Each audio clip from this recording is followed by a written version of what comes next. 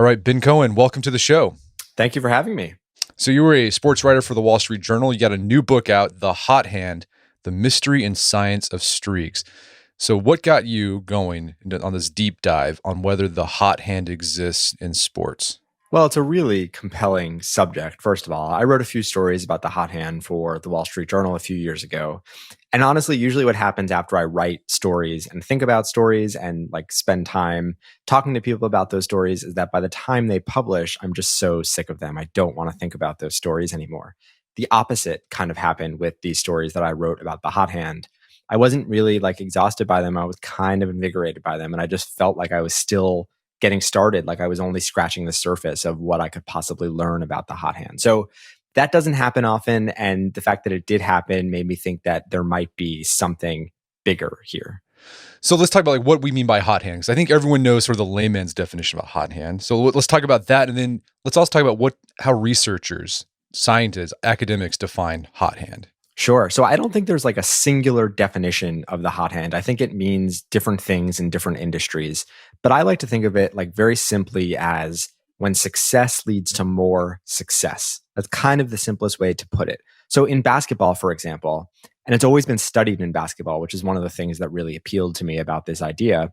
In basketball, it's when you make one shot and then another shot and then another shot, and you feel more likely to make your next shot. You can't miss. You're in the zone. You are on fire. But what's really irresistible about this phenomenon is that it's not simply about basketball. This is really about human behavior. And I think that we are all familiar with this feeling of the hot hand, those times when we're on a roll and nothing can stop us. And what I have found is that if we take advantage of those times, they can kind of elevate our careers and maybe even change our entire lives. And where else do we see this, the hot hand, besides basketball? Everywhere. Honestly, I know that sounds a little bit ambitious, but what I have found is that once you start looking for the hot hand, you kind of bump into it anywhere you look. And so that's movie making, that's in your own careers, it's writing, it's investing, it's this power of streaks, there's a magic to it, there's something of a mystery to it too, but this is not limited to basketball or just sports. It has wide-ranging impacts, and it applies very, very broadly. Yeah, an example of streaks showing up in movies can be seen in the films of Rob Reiner. I mean, this guy made hit after hit after hit, even with movies that had previously been difficult to get made and that people didn't think would ever be a hit. That's right. The first three movies that Rob Reiner made were Spinal Tap, Stand By Me, and The Sure Thing. And there was this incredible newspaper story after these three movies came out that sort of distilled the essence of Rob Reiner's directing career to its essence, which basically this newspaper reporter said, Rob Reiner's movies are hits, not because everybody expected them to be hits, but because nobody expected them to be hits. They were these delightful contradictions. And so what happens after he makes three movies that nobody wanted him to make, but turned out to be either critically successful or commercially successful? What happens is that people think that he has the hot hand, and the perception of him has changed in Hollywood. And so he has this incredible exchange with a studio executive around this time where the studio executive says, we want to be in business with you. We will make any movie you want to make. Just name that movie. And what Rob Reiner says is, trust me, you don't want to make the movie I want to make. And she says, no, really, just name the movie, tell us. And he says, no, really, you don't want to make this movie. And finally, she puts an end to this Abbott and Costello routine they have going. And she says, just name the movie. What movie do you want to make? And Rob Reiner says, the movie I want to make is called The Princess Bride. And the studio executive says, anything but The Princess Bride. And for many years, The Princess Bride had been a riddle, haunted by a curse. It was the great white whale of Hollywood. Even though it was written by William Goldman, who said it was the best thing he ever wrote. And this is the guy who wrote Butch Cassidy and who wrote All the President's Men. Even though it was this incredibly rich material, Robert Redford had tried to make it and star in it, and he couldn't. Truffaut, Jewison, all of these brilliant directors before Rob Reiner had tried to make The Princess Bride, and they all failed. What allowed Rob Reiner to make The Princess Bride, even when nobody else wanted him to make it, and even when he came very close to not making it, it was that hard, was that he did have a hot hand, right? There were these resources available to him. He had some capital, he had this runway, and he was able to use it on this movie that has become like this beloved cult classic. I mean, one of the most beloved films we have. Now, the cool thing about this movie is that it actually elevated him to an even higher level, because after The Princess Bride comes out, he then rips off When Harry Met Sally, Misery, and A Few Good Men, which is like the second hot hand period. But it's very clear that like only because he did have the hot hand was he able to leverage that to his advantage. And like the world in some cases have never been the same, because like, you know, I think The Princess Bride, there are these classic lines that are just seared into our memory over time. Well, and there's researchers who study this phenomenon of success that comes up in clusters. They have any idea why it happens? Is it like talent? Is it circumstances? Is it just luck? What's going on there? I think it's actually a little bit of all three. I like to think of the hot hand as when like it's this collision of talent and circumstance and a little bit of luck. I think you put it very well. What these researchers who have studied creativity and workplace success have found is that our best work happens to come in bunches. Like our creative hits, they're clustered. And this is in movie making, but it's also in science and it's art, and it's anywhere, these researchers believe, where they would have bothered to look for it. So the people who wrote this paper a couple of years ago, they wanted to put these very objective numbers to the very subjective issue of taste. Like what makes a movie good and how do we know if that movie is good? And so for movies, they looked at IMDb ratings. For art, they looked at auction prices. And for science, they looked at Google Scholar citations. These are not perfect metrics, but they're about the best that we have. And what they found is that like if they knew what your best work is, they would probably be able to find your second and third best work, because it's right around that best work. We have these hot hand periods in our careers.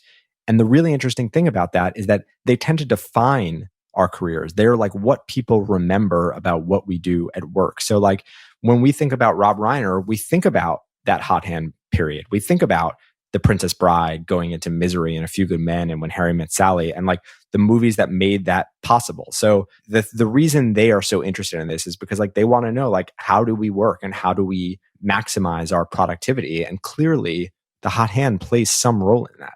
And have they found any ways to induce the hot hand, or is it just a matter of it just happens? I think it just happens, which is sort of the elusive and the frustrating and like this like devilishly entertaining thing about it. I figured I was like, you know, who can I ask about this? Who has felt hot before that I could ask like if they have any way to predict what's coming? And so I thought that the greatest shooter in the history of basketball would be a good person. So I asked Steph Curry about this, and I said like, do you know when you are about to get hot? Because we all like watching Steph Curry get hot is like, I think it's the most thrilling thing in sports. And what he said, which I think is really interesting, is that he doesn't know when he's going to get hot. He doesn't know where he's going to get hot or why or how he's going to get hot. But once he does get hot, he has to embrace it. And I think that's a cool way of thinking about it. Like once you do get hot, once you realize you are in that moment, the only thing you could do is embrace it.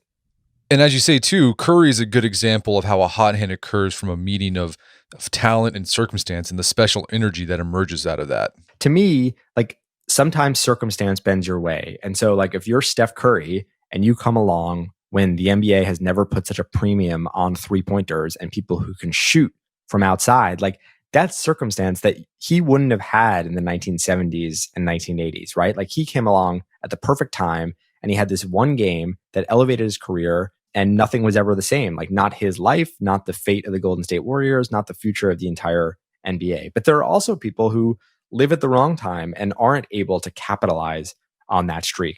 Now, something else changes clearly, which is that like we have this burst of confidence. Something changes within us and we're able to feel that momentum, and our own behavior changes. Sometimes that's good and sometimes that's bad. But like, you know, you think about it in terms of basketball, we have these heat check moments where we feel like we have the freedom to do things that we wouldn't ordinarily do. And so in basketball, that means like pulling up from 30 feet and taking a shot with a hand in our face.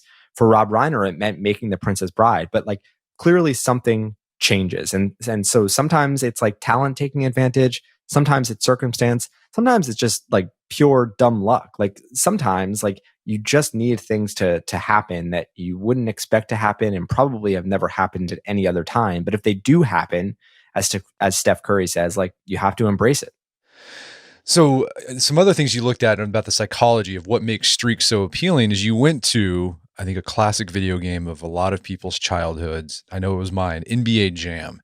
Yeah. So I remember I saw the title of this book, The Hot Hand. He's like, he better talk about NBA Jam. You know, Talk about it right he's away. warming up. He's on fire. It's like, what can that game teach us about the psychology of streaks? Well, clearly that they're powerful. So the thing about that game is that it was made by this brilliant video game designer named Mark Turmell. And when Mark Turmell was growing up, he loved three things. He loved basketball and he loved video games. And what he really loved was fire. He was actually a bit of a pyromaniac. And he would combine those three childhood loves into the biggest hit of his career. And so when I grew up playing NBA Jam, when Steph Curry grew up playing NBA Jam, when probably you grew up playing NBA Jam, the game was everywhere. It was ubiquitous, right? What I did not realize was that like that wasn't just me or you or Steph Curry. It was everybody. Like everybody played NBA Jam. It was one of the most lucrative, successful games ever made. It made $1 billion in quarters, not a million, like $1 billion with a B in less than 1 year. It was this monster hit. And so when I started thinking about why, when I asked Mark Turmell why, like what made NBA Jam so powerful, like why did we always want to play this game? Clearly, like there are any number of theories. It was a fun game to play. Basketball was fun, even though it had nothing to do with basketball. It was a basketball game that like was modeled on a sci-fi game based on like a post-apocalyptic society. It was not like any other basketball game or sports game.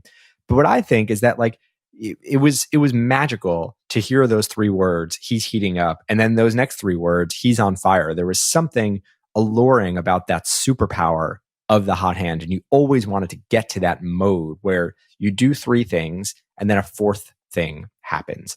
What I think is that Mark Turmell kind of single-handedly brainwashed a generation of impressionable young minds into believing in this concept of the hot hand, because until I read all of his literature about the hot hand, it never even occurred to me that there might not be a thing called the hot hand. Because honestly, like I played NBA Jam. Of course there's a thing called the hot hand.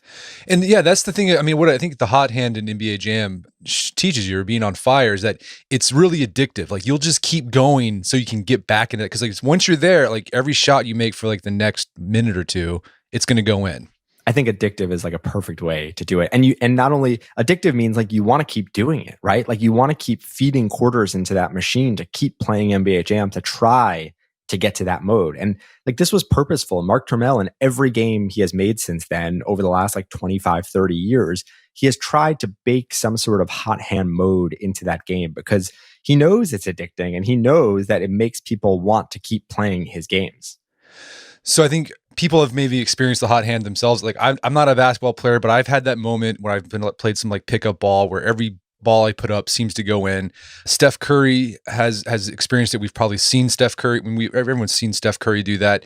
But then you talk about in the 80s, there's a group of academics saying, yeah, hot hand, it's actually illusions. Let's talk about that research. Yeah, it was this classic paper that was written by Tom Gilovich, Bob Vallone, and the great Amos Tversky, who is just one of the brightest minds of his generation. And what they did was they looked for the hot hand in basketball because they had a sense that it was simply going to be a case of seeing patterns in randomness where they don't exist. And their theory was that what we call the hot hand is actually just a way of rationalizing what we think of as patterns. And so what they were able to do was secure the best data that was available at the time. And it came from the official scorekeeper of the Philadelphia 76ers, a guy named Harvey Pollack, who was way ahead of his time. He was nicknamed Superstat because he was like one of the only people in sports paying attention to statistics back then. And they looked at the chronology of shots, the order in which they were taken. And what they were trying to find was like, are you more likely to make your next shot after making 2 or 3 shots in a row? Now, they asked basketball players this, they asked professional players, they asked players at their schools. Almost all of them, to a man, said, of course there's such a thing as the hot hand, and it's important to feed the hot hand. When someone has made a couple shots in a row, you want to get them the ball. Now, this is an example of like changing behavior. It's exactly what psychologists and economists study. However, once they looked at the data, this play-by-play and the order of shots in which they were taken, they found there was really no evidence to support that shift in behavior. You were actually not any more likely to make your next shot when you were on fire. It was sort of a cognitive illusion. And that made for this like really delicious contrarian, counterintuitive paper that they published and has since become like part of the canon of behavioral economics. It's one of the most famous papers in the history of academic psychology. And the fascinating thing about it is that like even after it was published, people just wouldn't believe it. They took it to a reporter, told the former Boston Celtics coach Red Auerbach about this paper once, and he just sort of sneered in disgust and said, like, so these guys make a paper, like I couldn't care less. Like anyone who has been in basketball and seen the hot hand and felt the hot hand just like could not wrap their minds around the fact that it actually might not be real. And that paper held up for like 35 years, and that's changed a bit in recent years. Now, even though there's been some evidence to the contrary that has come along recently, like I have to say, I still find that paper so admirable because just the contrarian nature of it, the way that they were able to look at something and see something that nobody else had seen is just so cool to me. And I think that they're probably right about what they found. Like we still do see patterns and randomness for one thing, but also the hot hand is not like this exaggerated fireball of our imagination from playing NBA Jam. Like that is not real life. And so they were clearly onto something. Whether or not there's no such thing as the hot hand, I think is like an open question now. And I think that we have reason to think that like there is such a thing as the hot hand when circumstance allows for it. Well, so I think the paper does. It raises the point that human beings have the tendency to find patterns where patterns don't exist. So, example of this during World War II, when Britain was getting bombed, like they thought there was a pattern to the German bombing, when in fact it was just random. And then you also highlight how music is shuffled. That, like, our tendency to find patterns can actually mess up the way, or it skews the way we think of, like when we hit Apple Shuffle or Spotify Shuffle. Like we think there's a pattern going on when there's actually not a pattern. That's right. We make playlists and we ask Apple and Spotify to shuffle them, and yet sometimes we think that those shuffle buttons are broken because we think that this random music is not actually random. This was a problem actually that both Spotify and Apple had to solve not too long ago, because we would hear the same song twice in a row on a playlist, or we would hear the same artist twice in a row on a playlist when there are 10, 15, 20 artists. And we were convinced that something was wrong. Not only something was wrong with like the algorithm, but like that there was almost something corrupt happening. Like the record labels were paying Spotify to play certain artists more than others. That's not what was happening. It's just that we see patterns and we remember when we hear two songs by like Beyonce in a row, even if there are, lots of other artists on that playlist. And so what Spotify and Apple had to do was actually tweak their code and change their algorithms. And it was a bit absurd, but what they did was they took playlists, and if there are 10 artists on that playlist, they would evenly disperse those artists over the course of the playlist to guarantee that you wouldn't hear the same song or the same artist twice in a row. And like no less than Steve Jobs got on stage at an Apple keynote about 15 years ago, and he explained like their thinking behind all of this. And it was so absurd that he couldn't even help but laugh at the situation, because when you think about it, what they actually did was they made it less random to feel more random. Like that's nuts. And it's because we have a really hard time wrapping our minds around randomness. And so Spotify and Apple didn't stick to their guns and say like, well, this is purely random and you have to get used to it. They actually just gave their users what we want. And what we want is to not think about pure randomness. So believing in the hot hand, we're not even going to say the hot hand exists. It may or may not, but believing the hot hand in, say, basketball, the stakes aren't that high. It's a game. But what would happen if someone believed the hot hand and, say, like if they were a farmer? What would be the consequences of that? Yeah, it's the same thing as like investing in the market. And if you are a farmer, I actually took a trip to a farm on the border of Minnesota and North Dakota not too long ago to meet with a fifth generation sugar beet farmer named Nick Hagan. And I wanted to know, like, do you believe in the hot hand? And more important, do you behave as if you believe in the hot hand? And what Nick said is like, yeah, I believe in the hot hand. Like I've played sports, I watch basketball, I've seen the hot hand for myself, but I can't believe in the hot hand when I am farming, because if you are a farmer and you look at what happened last year or the year before and you invest your resources accordingly, you're essentially betting the farm. And if you're wrong, you go broke, because there's a difference in farming than there is in basketball. And in farming, like the way that Nick says is that Farming is defense, which is a really interesting way to think about it. Like when Steph Curry is shooting, he's playing offense. He's in control. He has agency over his own situation. Nick doesn't. Like Nick's success and his business are based on things that are like pretty much random. Like the weather can determine whether or not you have a good year or a bad year. And so when I think of the hot hand, I have to remind myself that what the crucial distinction here is control. When we have control, we feel that we can have the hot hand. When we recognize that we don't have control, we kind of know we're at the mercy of chance, and believing in the hot hand can be dangerous. It can be costly. It can backfire and it can burn us a little bit. So there are plenty of industries. Farming is a good one. Investing, your money is actually another really good one, where you sort of have to recognize when you can and when you can't have the hot hand, and what your environment allows, and whether you are in an industry that encourages skilled performance or random performance. So another, I guess people would call a fallacy, these psychologists who say the hot hand doesn't exist. Another fallacy that's sort of the opposite of the hot hand is the gambler's fallacy. What does that look like, and how does the gambler's fallacy show up in daily life? You know, it's funny because I like to think of the gambler's fallacy through basketball as well. So in basketball, you make 3 shots in a row. Everybody in the arena thinks you're making a 4th shot. That's the hot hand. In gambling, it's when you walk into a casino, you walk over to a roulette wheel, and you see the wheel land on red 3 times in a row. What research has shown is that most people actually bet on black the 4th time. Now, these are really interesting scenarios because they're essentially the same. 3 things happen. What do we do for the 4th? And when we think we're in control, we have the hot hand. When we recognize that we're not, we bet accordingly. One is the hot hand, one is the gambler's fallacy. And the gambler's fallacy has huge impacts on our decision making as much as the hot hand. I mean, it's a similar idea. It's whether or not we are betting on the streak to continue or the streak to end. And so, I mean, where does that, I mean, I'm trying to think of like an example besides gambling where people would they say something happens and they do the opposite because they saw a streak.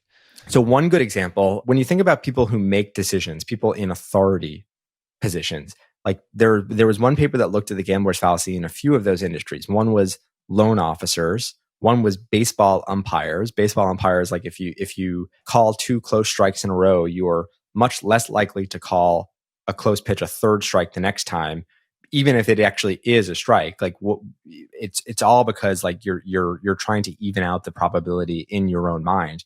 The one I write about in the book is asylum judges. This is kind of crushing and it's a little bit depressing, but if you are a refugee in search of asylum, your application is not simply judged on your merits. They are based on like lots of other things, including when your case is heard. So asylum judges are much less likely to grant asylum if they have just granted asylum 2 or 3 times in a row. Now, a baseball umpire doing that might be trivial, but an asylum judge essentially has someone else's life in their hands. And because they are trying to even out the streak, because they have all of this power and they don't want to encourage a hot hand, they're trying to stop it. And they're trying to get to a point in their mind where they sort of embody this regression to the mean. Like refugees, regardless of the merits of their case, suffer from that, which I find really demoralizing. And it sort of shows the human consequence of this idea of the hot hand. Like this is not just about basketball or even behavior. Like there are huge effects that people can suffer from this beyond like making one shot in basketball. All right, so that paper written in 86 sort of became an article of faith that the hot hand didn't exist, at least amongst academics. They said it didn't exist. It's just, everything's random. It just appears like there's a streak going on. But then these 2 Harvard students had a hunch that the previous studies that this hot hand paper was based off were flawed and that the hot hand could actually exist. So tell us about these guys and what led them to believe that the original hot hand paper was flawed. Yeah, not like Harvard students, not like, grad students or PhD students or professors. I mean, undergrads, like kids in their college dorm. They actually looked at the hot hand as part of an independent study, these econ majors a couple of years ago. And what they wanted to know was like, does today's data bear out that result from 1985? Like the data we have now, it was just unavailable to the researchers in the 80s in their nerdiest, wonkiest, wildest dreams. And what these undergrads were able to do was they were able to control for what happens when somebody gets hot. Now, think about when someone gets hot. Like it warps the behavior of everybody around them. In basketball, if you're the shooter, you want to shoot more. You are taking crazier shots, longer shots, riskier shots. Your teammates are passing you the ball. Your coaches are calling plays for you. The defense is adjusting as well. They're sending double teams at you. They are making it their mission to make sure that you do not shoot because you are hot, right? Now, for a very long time, until these kids came along, we weren't able to control for those shifts, right? Like there was no way to know if someone was taking a layup or a 3-pointer or a long 3-pointer or a trickier 3-pointer. It was just a shot was a shot and that was it. But they were able to get to negotiate access to this trove of data that came from these high resolution tracking cameras in every NBA arena starting about 10 years ago.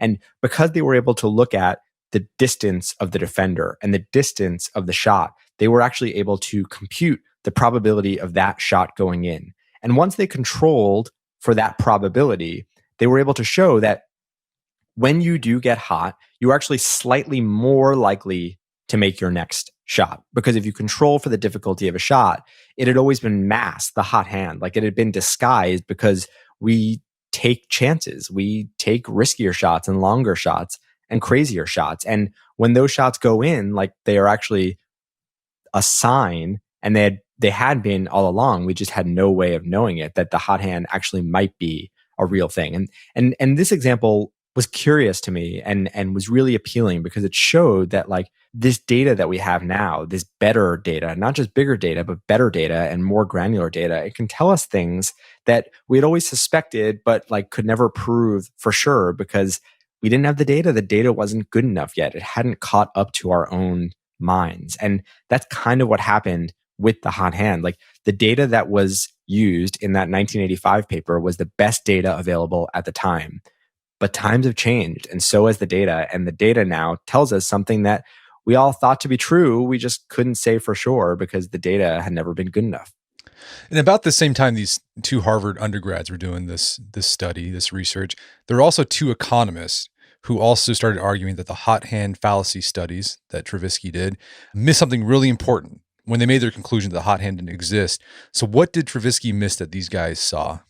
You know, honestly, I have learned that trying to explain this bias that they found. Yeah, I had to read it like 5 times to get it.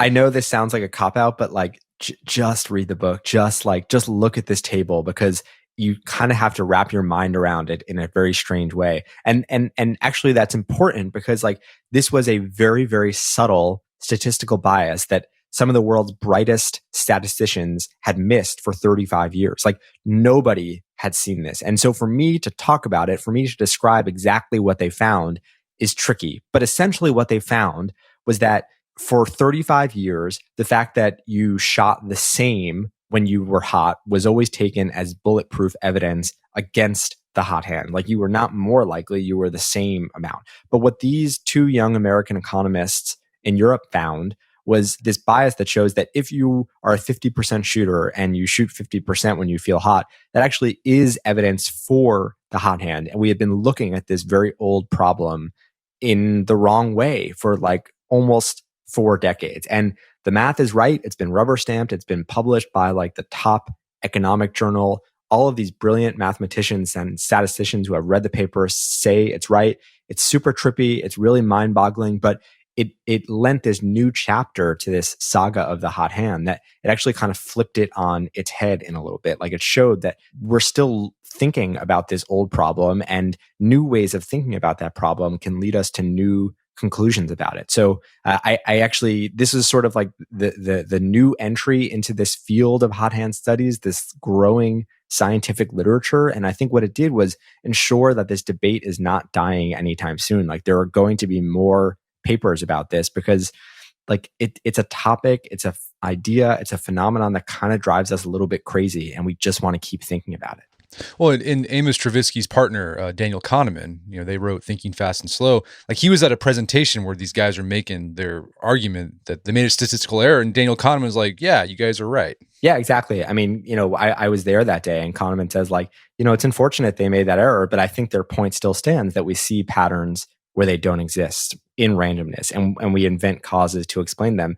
And I think that's right. And I think the cool thing about the hot hand is that we have been talking about this idea for like 35, 40 years. And there are very smart people on both sides of this debate. And like, I think part of the fun of it is just toying around with this idea for yourself and seeing where you land, thinking about like where the hot hand is possible, where it's not possible, what circumstance allow for it, and what circumstances actively punish belief in the hot hand. Like it's that's sort of the beauty of this world of ideas, is that we can each come to our own conclusions. We can do the work, we can read the papers, and we can figure out what we think for ourselves. It'd be interesting to see the future of hot hand research if they're going to start doing things like measuring, the physiology of players who experience the hot hand. No, I think so too. I think I would love to see like people strap electrodes to our brains and try to figure out exactly what is happening neurologically inside of us when we do feel hot. I think we're able to do that sort of research now, and it would be kind of fascinating to see it done on this in a huge population sample. And I think people would be interested in it because people have been interested in this subject for 35 years at this point. I mean, so what do you think the like practical takeaways? Like someone's listening to this podcast right now, and they're like, okay, this is interesting. Hot hand maybe exists, but like how can they apply this to their lives? Well, I think it's important to think about like when we can take those own heat checks in our lives, right? Like recognizing when we do have the hot hand and taking advantage of them, because they can change a lot. Like I have felt it in my own career. There have been a few times, not many, but a few, when like writing and reporting stories at the Wall Street Journal, when I do feel hot and something has changed. And I try to remind myself in those moments, like, this is the time to really hunker down and do everything you can. Because the other thing we know about the hot hand is that it does not last forever. It goes away. And that's like the most frustrating thing about it, because we know that like it's not forever. And so we have to take advantage of it while we can. Now, and there are a bunch of other like behavioral quirks and changes that we can make. And so like just thinking about where there is a hot hand, or where you might be prone to seeing patterns, or where like there might be examples of the gambler's fallacy, and like how to adjust for them. In the book, I tell the story of one of these Yale economists who has studied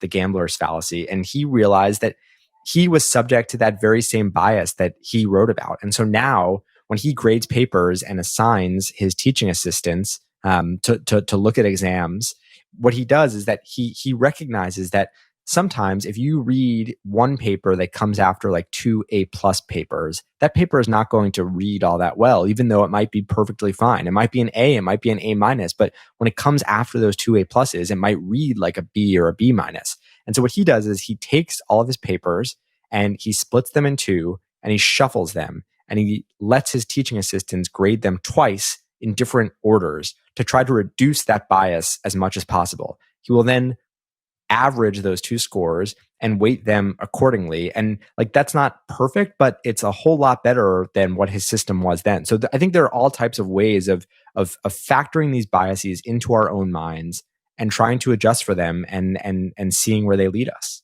And if you're not experiencing the hot hand, you just got to keep pumping the quarters in to the machine until you start warming up again. That's actually the secret of the book. Just keep playing NBA Jam regardless of what you do, and I think things will work out. Right. Well, Ben, this has been a great conversation. Where can people go to learn more about the book and your work? Well, they can find the book anywhere books are sold, and they can read me in the Wall Street Journal, and they can find my best stories and more about the book at bzcohen.com. And I am BZ Cohen on every social media platform that we're all trying to avoid these days.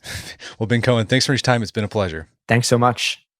My guest today was Ben Cohen. He is the author of the book, The Hot Hand, The Mystery and Science of Streaks. It's available on Amazon.com and bookstores everywhere. You can find out more information about his work at his website, bzcohen.com. Also check out our show notes at aom.is/hothand, where you can find links to resources where you can delve deeper into this topic.